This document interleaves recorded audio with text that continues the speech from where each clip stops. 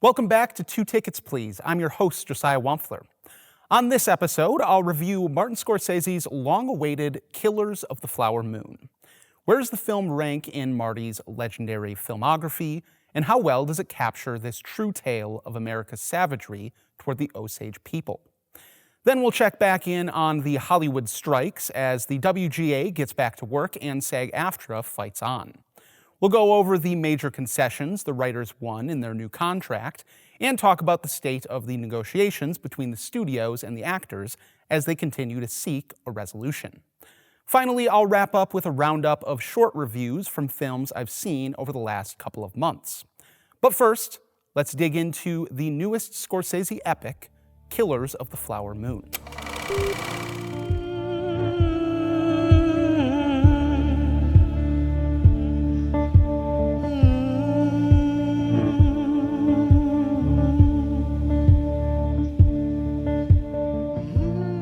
One of the most anticipated films of the year, and last year, and the year before, director Martin Scorsese's Killers of the Flower Moon has finally been released.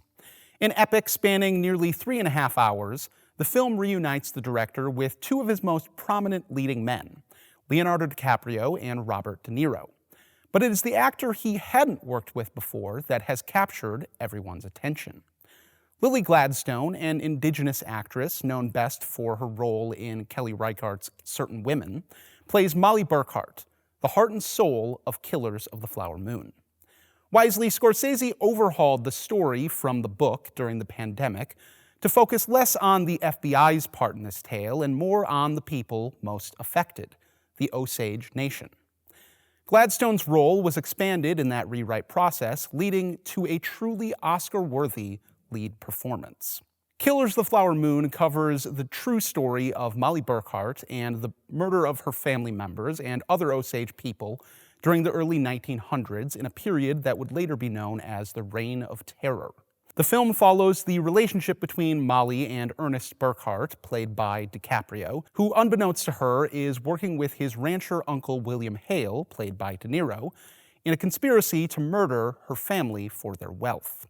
For some context, the Osage people once resided on the land that became the state of Kansas, before being forcibly displaced to Oklahoma Territory. In the early 1900s, oil was discovered on Osage land. Members of the tribe were given head rights to the land, which entitled them to quarterly royalty payments from the Osage mineral estate paid out by the Bureau of Indian Affairs.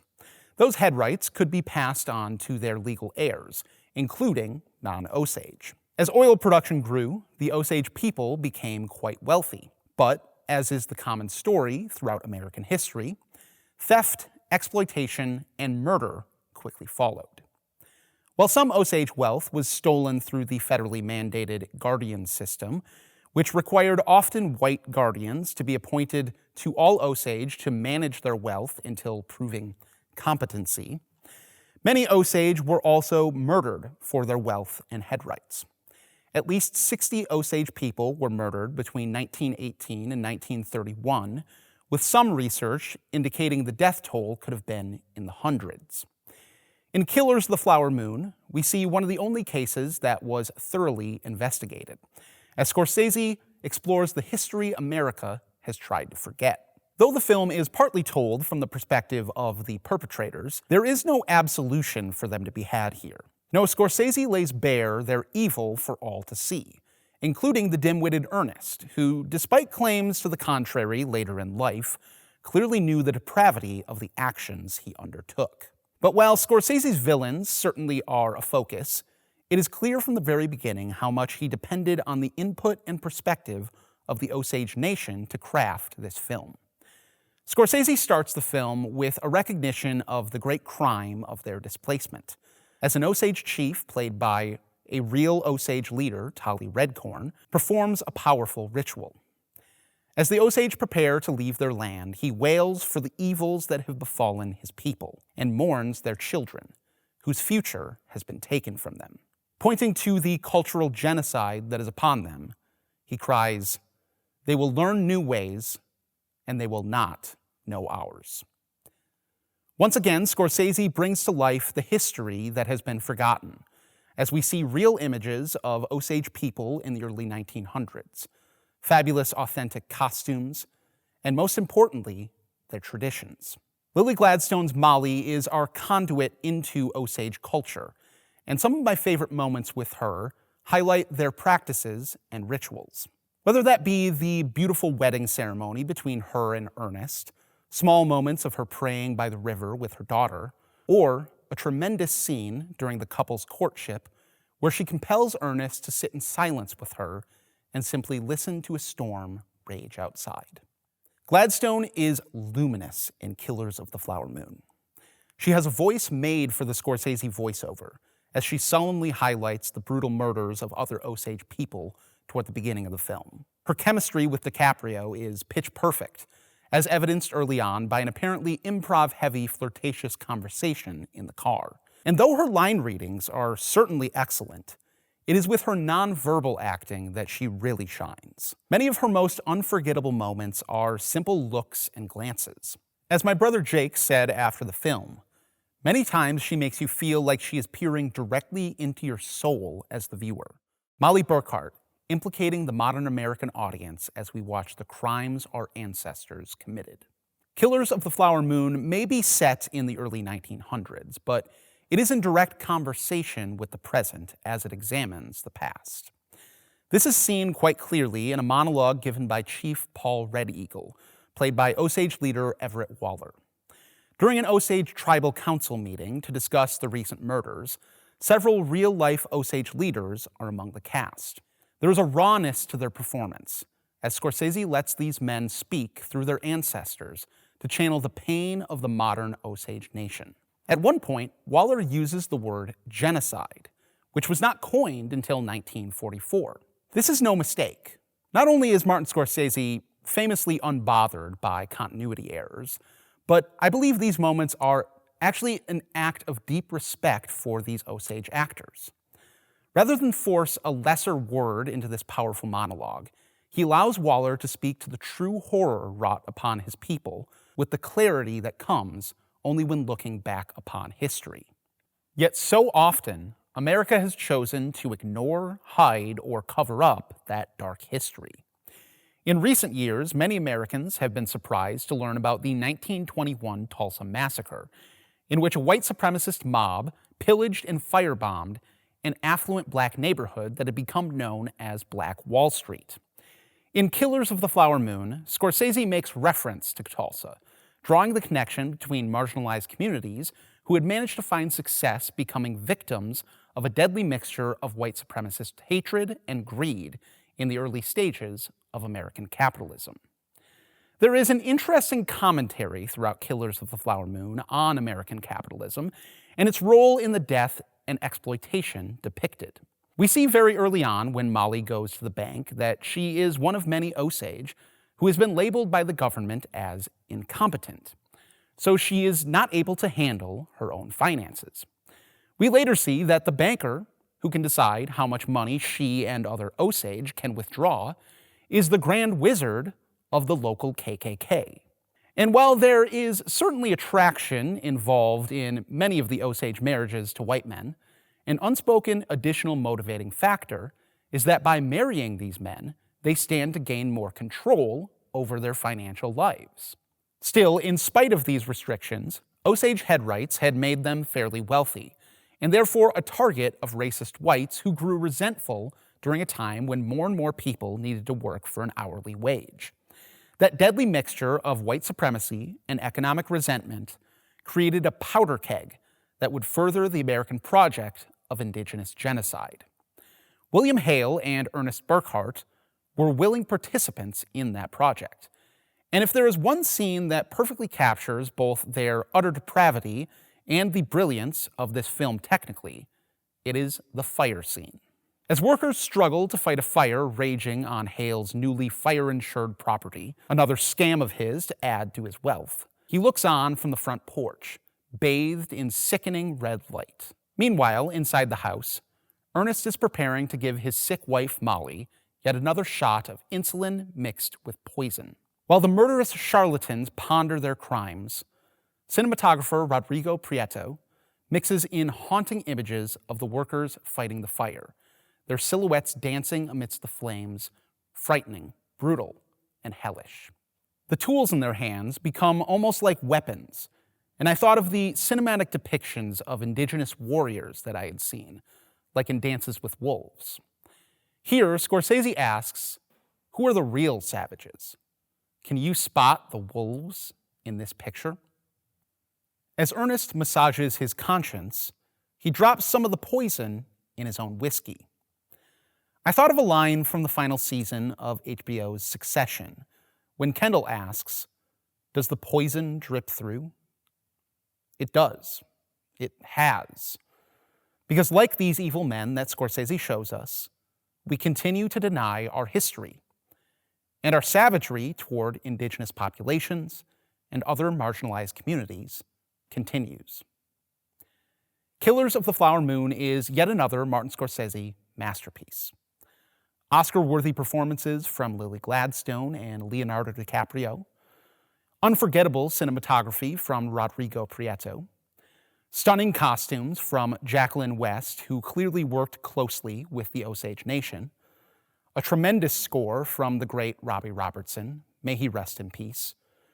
Killers of the Flower Moon is cinema at its finest. It's a perfectly paced epic, thank you, legend Thelma Schoonmaker, and it's easily one of the best films Scorsese has ever made. See it on the biggest screen you possibly can. I'm giving Killers of the Flower Moon 5 out of 5 stars. It is currently out in theaters.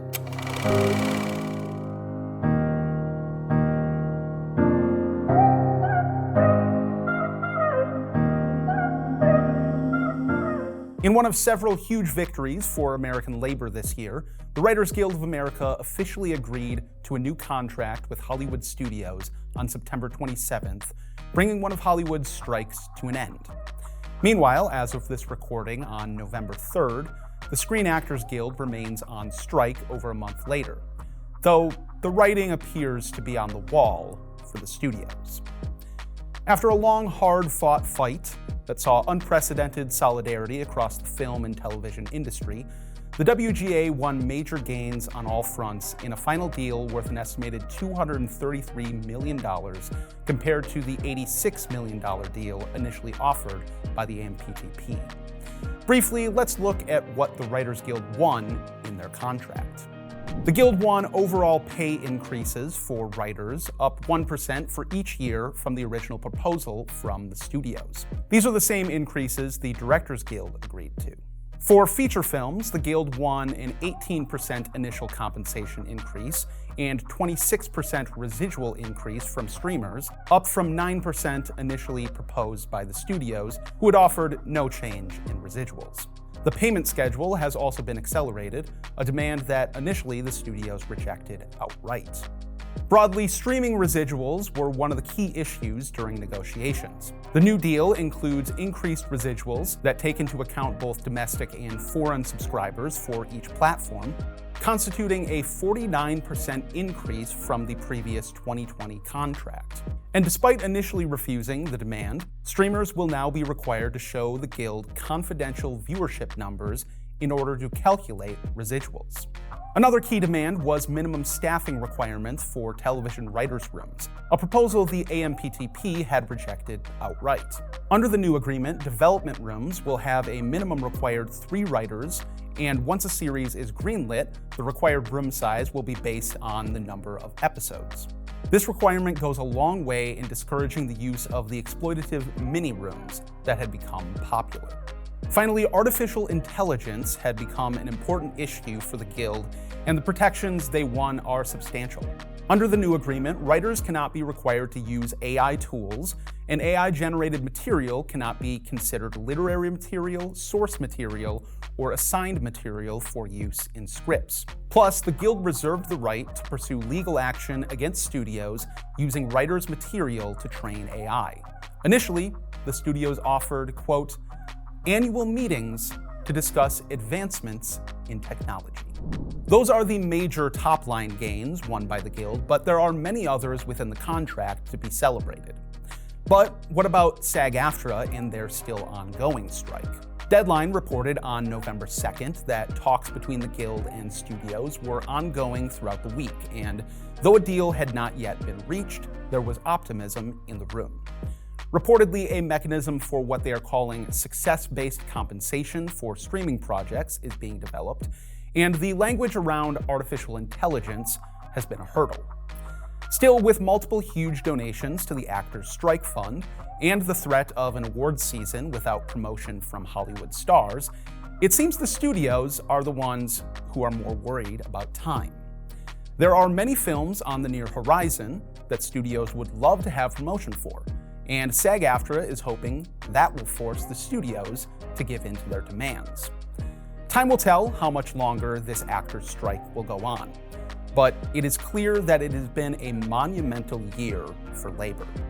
With the United Auto Workers winning gigantic gains from the big three automakers in the last couple weeks, unions are seeing a major comeback, and each new win inspires other workers to seize what is theirs. When the writers' deal was initially announced, one of the opinions I sought out was Boots Riley's, the director of 2018's Sorry to Bother You. Riley is a socialist activist, and I knew if he approved of the deal, then it must have been pretty great. I'll leave you with his tweet following the victory. Feeling joyful connection with fellow WGA writers on this strike victory. We've shown the world where power is. We get our demands by withholding labor and shutting things down. We were inspired by the strike wave happening before ours, and we are definitely inspiring others on strike lines now. They were wrong about how much the WGA could win. Analysts often look at things with the perspective of what the corporate bosses say is actually true. We strike, shut things down, and make them choose. That's how power works. Let's take that understanding into our scripts. Congratulations to the Writers Guild on their new contract, and here's hoping the actors get a deal just as great. Solidarity forever. It's been a couple months since my last episode, and in that time, I've seen quite a few new release films. So instead of choosing just one to review, I thought I would change things up a bit and discuss a handful. Here's a roundup of releases in the last couple of months. First on the list is The Unknown Country, which felt incredibly appropriate for this episode, considering it also stars Lily Gladstone. In it, Gladstone plays a native woman, Tana, who is traveling the country in search of peace, healing, and meaning after the death of her grandmother.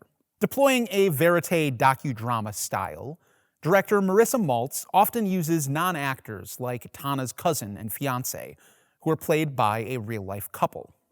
There is also an emphasis on the lives of the service workers she meets on the road, as Maltz weaves in small documentary-style interludes of waitresses, gas station attendants, and others simply talking about their daily lives. It is this approach to both Tana's story and the stories of those around her that makes The Unknown Country so life-affirming, and perhaps most importantly, affirming of Indigenous life and culture. Inherent in Tana's journey across the country is an uneasiness as she passes through the colonized land.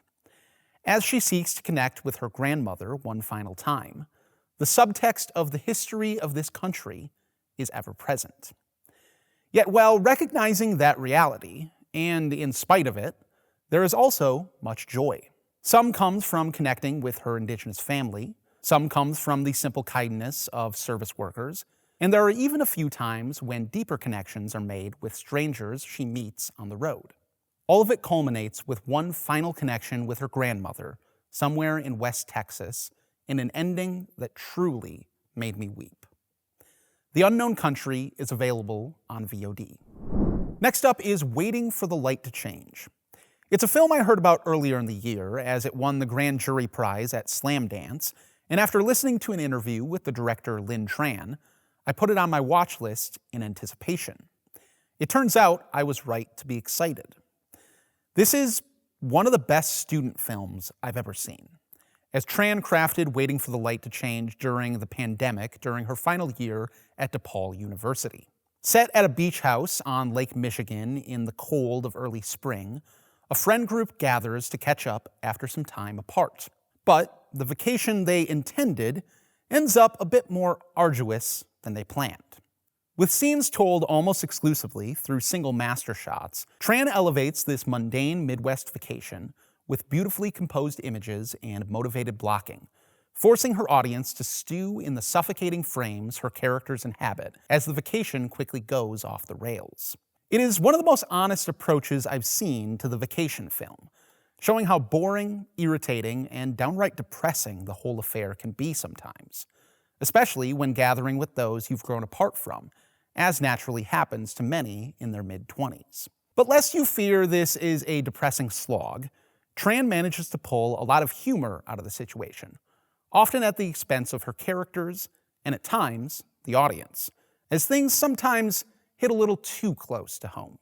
Waiting for the Light to Change is a film about female friendship, but there is so much that is universal to life in your mid-20s, as many start to feel incredibly important and solid friendships start to shift beneath their feet.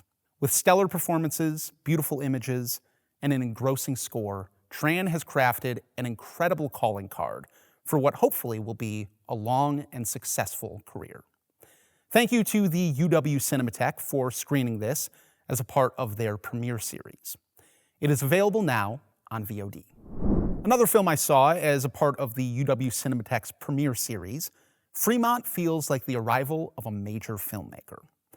Directed by Iranian-British filmmaker Babak Jalali, the film centers on Danya, an Afghan refugee and former translator, as she is living her new life in California, writing fortunes for a fortune cookie company and driftlessly wandering through life.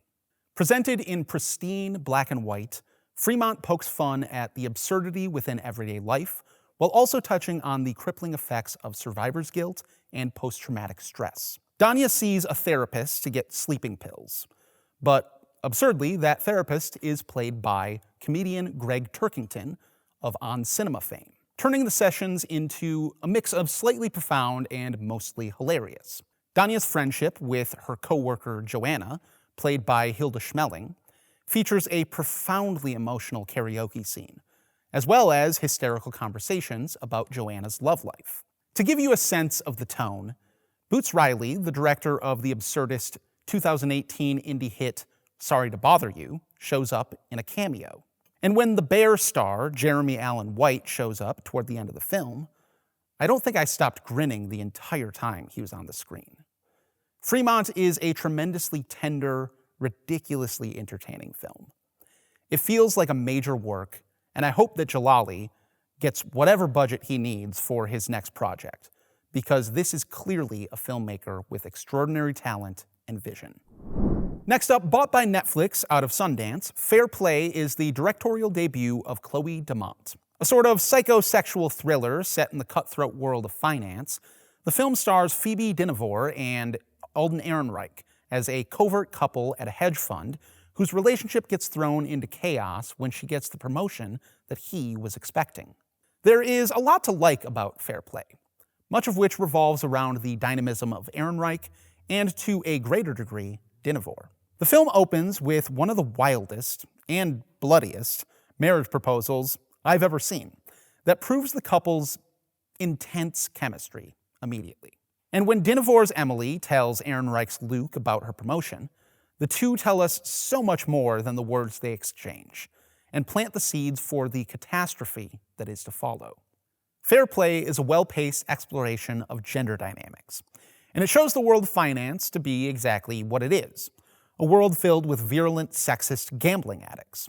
As Luke spirals after the disappointment of missing the promotion and burrows deeper into his misogynistic and reactionary beliefs, it becomes an interesting commentary on male fragility. Still, the writing throughout is a little shaky, and its feminism borders on the girl boss variety a little too much for me. It is a fairly fun ride with a great supporting cast, but its ending veers too far into the bad melodrama direction. It's worth checking out for the performances and the ride, but your mileage may vary. Fair Play is available to watch on Netflix. Finally, given recent events, I thought it was an appropriate time to check out this next film. Tantura, a chilling documentary, is an investigation into one of the many massacres of Palestinians that occurred during the Nakba in 1948 that dispossessed the Palestinian people of their land and established the State of Israel. Using interview audio recorded during the research process for Israeli academic Theodore Katz's 1998 thesis, as well as additional interviews, Tantura lays out evidence that a massacre of as many as 200 innocent Palestinians took place at the hands of Israeli soldiers in the village of Tantura in 1948. The most disturbing part is much of the evidence is the cold confessions of many of the perpetrators. Over the course of the film, director Alon Schwartz slowly reveals the enormity of the crimes that were committed and the decades-long denial that followed. It is stunning to watch the soldiers that witnessed or committed the massacre deny the atrocities altogether at first, before slowly revealing more as they realize everyone else has started to talk. Of course, they always find a way to push the blame to someone else. Tantura is a well-paced, rigorous documentary that gives important context to those who aren't terribly familiar with the history involved, and its claims have further been backed up by a 2023 UK study of the evidence and proposed mass grave sites. It's a brilliant examination of the reality of Israel's founding that is important context for the recent Hamas attacks and the slaughter in Gaza that has followed. If you would like a further exploration of more recent Palestinian history, I would also suggest Gaza Fights for Freedom, a 2019 documentary from journalist Abby Martin that covers the Great March of Return protest movement in Gaza during 2018. It's available to watch for free on YouTube, and Tantura is available on VOD. Free Palestine. That wraps up another episode of 2 Tickets Please. You can check out more of my written content on 2ticketsplease.substack.com. Thanks for watching.